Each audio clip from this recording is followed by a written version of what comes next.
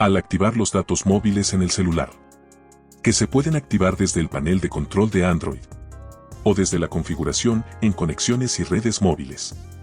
Si no se activan o no se conecta a los datos móviles, no aparecen las flechitas de subida y bajada, y no nos aparece el icono de 4G o 5G. Hay varias soluciones para esto, y te voy a mostrar cada una de ellas. Primero vamos con lo más fácil. Verifica que te quede saldo o datos de navegación disponibles de tu plan de internet móvil. A algunos se les olvida esto. Sabiendo que te quedan datos, prueba activar el modo avión y desactivarlo, esto reiniciará la conexión a la red. Desactiva el Wi-Fi, el tenerlo activado podría evitar que se activen los datos móviles. También puedes restablecer la configuración de fábrica de las conexiones inalámbricas. Esta opción la puedes conseguir en Configuración, Sistema. Opciones de restablecimiento.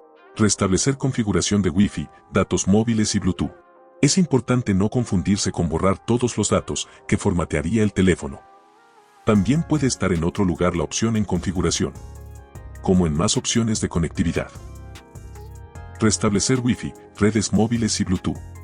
O simplemente puedes buscar restablecer en el buscador de configuraciones si no lo consigues. Al restablecer esta configuración de fábrica, podría solucionarte. Si aún así, no conecta con los datos móviles de tu red móvil. En configuración, en las opciones de redes móviles, busca la opción de nombres de punto de acceso. Ve si está seleccionada la de tu operadora correcta, en caso de que no esté seleccionada. Te va a aparecer la opción de restablecer los puntos de acceso, o en los 3 puntos, puedes probar hacerlo. Por último, si no aparece la red, vas a tener que agregar en el más y buscar en la página oficial de tu operadora de tu país, los datos del punto de acceso para crearlo, o comunicarte con tu operadora para esto.